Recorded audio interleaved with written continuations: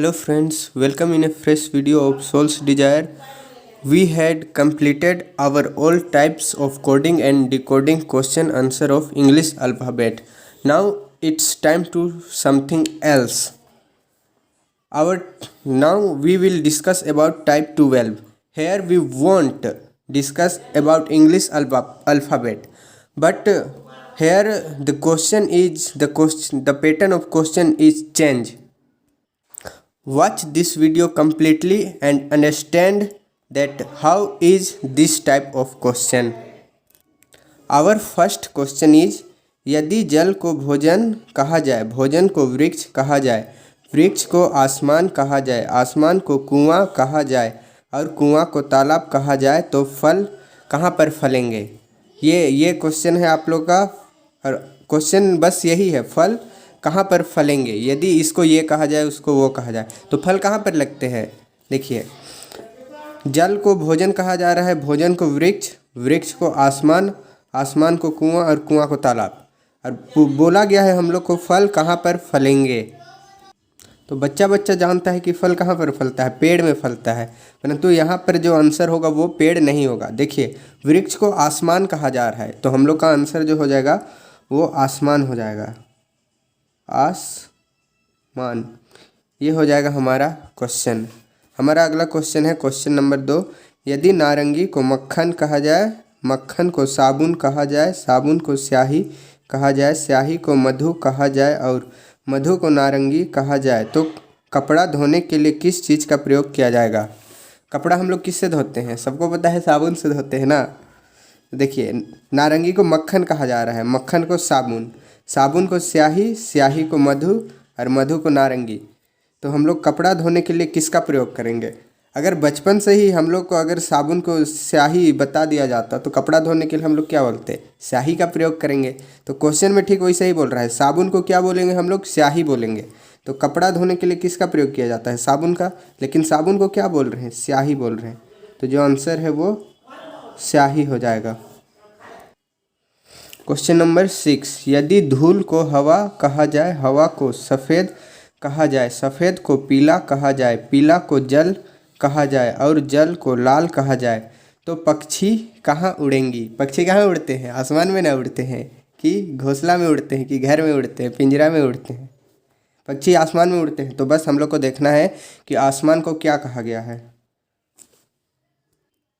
यहाँ ऑप्शन में कहीं पर आसमान नहीं है, परंतु पक्षी हवा में उड़ते हैं। तो देखते हैं हवा को क्या कहा जाएगा। हवा को सफ़ेद कहते हैं, तो इसका जो आंसर हो जाएगा वो सेकंड नंबर हो जाएगा, सफ़ेद।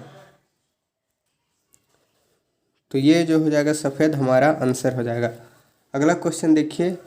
यदि ऐसे जंतु जो जल में यदि ऐसे जंतु जो चल सकते हैं उसे तैराक कहा जाए, जो रेंग सकते हैं उसे हवाबाज कहा जाए, जो जल में रहते हैं उसे सांप कहा जाए और जो आसमान में उड़ते हैं उन्हें शिकारी कहा जाए तो छिपकली को क्या कहा जाएगा। देखिए, अक्सर छिपकली को सभी लोग यही सोचेंगे कि छिपकली रेंगता है, पर रेंगता वो लोग हैं मतलब जिसका पैर नहीं होता है। छिपकली के पैर होते हैं और जिसका पैर होता है वो चलता है। तो देखिए, यहाँ पर जो चल सकने वाले को क्या कहा गया है, देखते हैं। यदि ऐसे जंतु जो चल सकते हैं उसे तैराक कहा जाए, मतलब जो हमारा आंसर होगा वो तैराक होगा।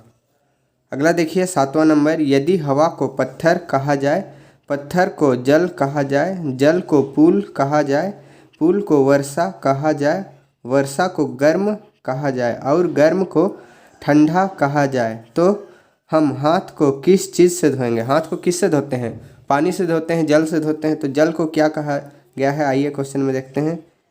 जल, जल को पुल कहा जाए, मतलब हम लोग पुल से हाथ धोएंगे, पुल। ये नंबर 3, ये जो हो जाएगा हमारा आंसर हो जाएगा। हमारा अगला क्वेश्चन है क्वेश्चन नंबर 12। यदि बादल को सफ़ेद कहा जाए, सफ़ेद को वर्षा कहा जाए, वर्षा को हरा कहा जाए, हरा को हवा कहा जाए, हवा को नीला कहा जाए और नीला को जल कहा जाए तो पक्षी कहाँ उड़ेंगे। पक्षी कहाँ उड़ेंगे, पक्षी ऑफकोर्स है आसमान में या फिर हवा में ही उड़ते हैं। तो देखते हैं हवा को क्या कहा गया है। बादल को सफ़ेद, सफ़ेद को वर्षा, वर्षा को हरा, हरा को हवा और हवा को नीला कहा गया है। तो पंछी कहाँ उड़ेंगे? हवा में, और हवा को नीला कहा गया है। तो ये 1 नंबर हो जाएगा हमारा आंसर। हमारा अगला क्वेश्चन है क्वेश्चन नंबर 3। यदि जल को भोजन कहा जाए, भोजन को वृक्ष कहा जाए, वृक्ष को आसमान कहा जाए और आसमान को दीवार कहा जाए, तो फल कहाँ पर होंगे? फल कहाँ पर होते हैं? पेड़ में होते हैं। पेड़ में होते हैं। तो पेड़ को क्या कहा गया है? देखते हैं। पेड़ या वृक्ष दोनों एक ही है। जल को भोजन, भोजन को वृक्ष और वृक्ष को आसमान। तो वृक्ष को क्या कहा गया है? आसमान कहा गया है। तो फल वृक्ष में लगते हैं, तो वृक्ष को क्या कहा गया है? आसमान। तो हमारा 1 नंबर जो हो जाएगा ये आंसर हो जाएगा। Question number 8। यदि हवा को जल कहा जाए, जल को आसमान कहा जाए, आसमान को नीला कहा जाए, नीला को वर्षा कहा जाए, वर्षा को धूल कहा जाए और धूल को हरा कहा जाए, तो मछली कहाँ रहेंगी? मछली कहाँ रहती है? जल में रहती है। मछली जल की रानी है, जीवन उसका पानी है। तो मछली जल में रहती है, तो जल को क्या कहा गया है? देखेंगे। हवा को जल कहा जाए और जल को आसमान। तो जल को क्या कहा गया है? आसमान कहा गया है। तो हमारा आंसर हो जाएगा नंबर 4, आसमान। हमारा अगला क्वेश्चन है क्वेश्चन नंबर 13। यदि वर्षा को गुलाबी कहा जाए, गुलाबी को बादल कहा जाए, बादल को जल कहा जाए, जल को पुल कहा जाए और पुल को चंद्रमा कहा जाए, तो आप किस चीज़ से अपना हाथ धोएंगे? हाथ किस चीज़ से धोते हैं? पानी से धोते हैं, और आजकल सब सैनिटाइजर से धो रहा है कोरोना काल में। और ज़रूरी भी है कि सैनिटाइज़र से बार बार हाथ धोया जाए। इससे वायरस जो होता है वो डीएक्टिवेट हो जाता है, या फिर बोल सकते हैं मर जाता है। पर वायरस कभी मरता नहीं है, ये फैक्ट है। बस उसका जो उसका जेनेटिक कोड होता है वो डैमेज हो जाता है। देखिए, तो हाथ को हम लोग पानी से धोएंगे, तो पानी को क्या कहा गया है, या फिर जल को क्या कहा गया है? देखते हैं। वर्षा को गुलाबी, गुलाबी को बादल, बादल को जल और जल को पुल कहा गया है। जल को क्या? पुल। तो ये जो हो जाएगा हमारा आंसर हो जाएगा पुल। हमारा अगला क्वेश्चन है क्वेश्चन नंबर 4। यदि हवा को जल कहा जाए, जल को हरा कहा जाए, हरा को धूल कहा जाए, धूल को पीला कहा जाए और पीला को बादल कहा जाए, तो मछली कहाँ रहेंगी? मछली कहाँ रहती है? जल में रहती है, पानी में रहती है, नदी, तालाब, समुंदर, इसी में रहती है। तो मेनली जल ही होता है, जिसका केमिकल फॉर्मूला H2O होता है, हाइड्रोजन ऑक्साइड। देखते हैं। हवा को जल कहा जाए और जल को हरा, तो जल को क्या कहा जा रहा है? हरा कहा जा रहा है। तो ये जो नंबर 4 है ये हमारा आंसर हो जाएगा। Question number 9। यदि सफ़ेद को लाल कहा जाए, लाल को पीला कहा जाए, पीला को हरा कहा जाए और हरा को नीला कहा जाए, तो हल्दी का रंग निम्नलिखित में से क्या होगा? हल्दी का रंग कैसा होता है? पीला होता है, या फिर बोल सकते हैं आप नारंगी होता है। नारंगी होता नहीं है, लगभग पीला ही होता है। देखते हैं। सफ़ेद को लाल कहा जाए, लाल को पीला कहा जाए और पीला को हरा कहा जाए, तो पीला को क्या कहा जा रहा है? हरा। तो हमारा आंसर क्या हो जाएगा? नंबर 4, हरा। हमारा अगला क्वेश्चन है क्वेश्चन नंबर 14। यदि जल को काला कहा जाए, काला को वृक्ष कहा जाए, वृक्ष को नीला कहा जाए, नीला को वर्षा कहा जाए, वर्षा को गुलाबी कहा जाए और गुलाबी को मछली कहा जाए, तो आसमान का रंग क्या होगा? तो हम लोग जानते हैं कि आसमान का रंग क्या होता है? नीला होता है। जो लाइट होता है, वाइट लाइट सन से जो आता है, उसमें 7th कलर होते हैं, सभी को पता ही होगा। तो उसमें से सबसे ज़्यादा जो स्प्रेड होता है कलर वो होता है नीला, इसीलिए हम लोग को आसमान नीला दिखाई देता है। जबकि आसमान नीला है नहीं, आसमान पूरा ब्लैक है, क्योंकि ऊपर कुछ चीज़ नहीं है और जहाँ कुछ चीज़ नहीं रहता है वहाँ पर पूरा ब्लैक, डार्क। तो आसमान क्या रंग का होता है? नीला। तो नीला को क्या कहा गया है क्वेश्चन में? आइए देखते हैं। जल को काला, काला को वृक्ष, वृक्ष को नीला और नीला को वर्षा कहा गया है। तो हमारा जो आंसर हो जाएगा वो वर्षा हो जाएगा, क्योंकि नीला को वर्षा कहा गया है और आसमान नीला ही होता है। अगला नंबर है क्वेश्चन नंबर 5। यदि आसमान को जल कहा जाए, जल को हरा कहा जाए, हरा को हवा कहा जाए, हवा को नीला कहा जाए, नीला को बादल कहा जाए, बादल को पीला कहा जाए और पीला को ज़मीन कहा जाए, तो मछली कहाँ रहेंगी? मछली तभी से देख रहे हैं जल में रहती है, तो जल को क्या कहा गया है? देखते हैं। आसमान को जल और जल को हरा, तो जल को क्या कहा गया है? हरा कहा गया है। तो नंबर 5 ये हो जाएगा हमारा आंसर। अगला क्वेश्चन है क्वेश्चन नंबर 9, क्वेश्चन नंबर 10। यदि लाल को हरा कहा जाए, हरा को पीला कहा जाए, पीला को नारंगी कहा जाए, नारंगी को गुलाबी कहा जाए, गुलाबी को नीला कहा जाए, नीला को सफ़ेद कहा जाए और सफ़ेद को काला कहा जाए तो गुलाब के पौधे की पत्ती का रंग क्या होगा? पत्ती का रंग क्या होता है? गुलाब के पौधे का हरा होता है। अक्सर सभी पत्ती का रंग जो होता है हरा ही होता है, क्लोरोफिल के कारण होता है। ये साइंस में आप लोग पढ़े होंगे।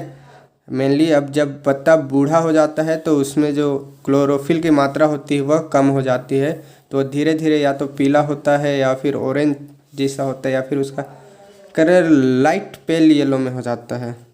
तो देखते हैं हरा कलर को जो है वो क्या कहा गया है। लाल को हरा कहा गया है और हरा को पीला कहा गया है, मतलब हरा ही है तो हरा को पीला कहा गया है, तो हमारा आंसर जो हो जाएगा वो पीला हो जाएगा। अगला है क्वेश्चन नंबर 15। यदि काला का अर्थ सफ़ेद हो, सफ़ेद का अर्थ लाल हो, लाल का अर्थ पीला हो, पीला का अर्थ नीला हो, नीला का अर्थ हरा हो, हरा का अर्थ बैगनी हो और बैगनी का अर्थ नारंगी हो तो साफ आसमान का रंग क्या होगा? नीला होता है आसमान का रंग, तो नीला को क्या कहा गया है? क्वेश्चन में देखते हैं। नीला का अर्थ हरा हो, तो हमारा जो आंसर हो, हमारा अगला क्वेश्चन है क्वेश्चन नंबर 16। यदि हवा को हरा कहा जाए, हरा को नीला कहा जाए, नीला को आसमान कहा जाए, आसमान को पीला कहा जाए, पीला को जल कहा जाए और जल को गुलाबी कहा जाए तो स्वच्छ आकाश का रंग क्या होगा? स्वच्छ आकाश का रंग नीला होता है, तो नीला को क्या कहा गया है? नीला को आकाश कहा गया है, तो हमारा जो आंसर हो जाएगा नंबर 5 आकाश।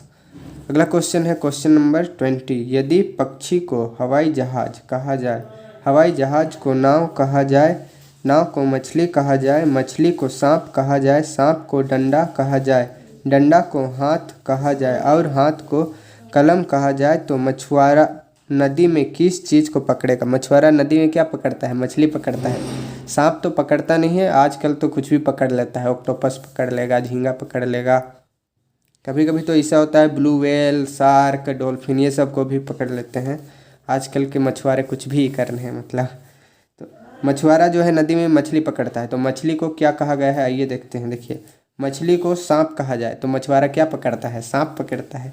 सांप पकड़ता नहीं है पर मछली को सांप कहा जा रहा है, तो हमारा आंसर जो हो जाएगा सांप हो जाएगा। पर देखिए सांप ऑप्शन में कहीं नहीं है, तो नंबर 5 इनमें से कोई नहीं, ये हो जाएगा हमारा आंसर। इस प्रकार से जो है बाकी क्वेश्चन भी बनेगा। देखिए क्वेश्चन नंबर 17, क्वेश्चन नंबर 21 ये आप लोग कर लीजिएगा, फिर यहाँ 18 नंबर, ये 22 नंबर देख स्क्रीन में साफ साफ दिखेगा। आप लोग ये कंप्लीट करके जो है कमेंट में आंसर करिएगा। Question number 19, question number 23 and lastly question number 24, ये जो है आप लोग खुद से करिएगा और कमेंट करिएगा, पता चलेगा जिससे आप लोग कितना सीख पाए हैं मेरे वीडियो से। आई होप जो वीडियो है आपको समझ में आया होगा, पसंद आया होगा। Thanks for watching this video.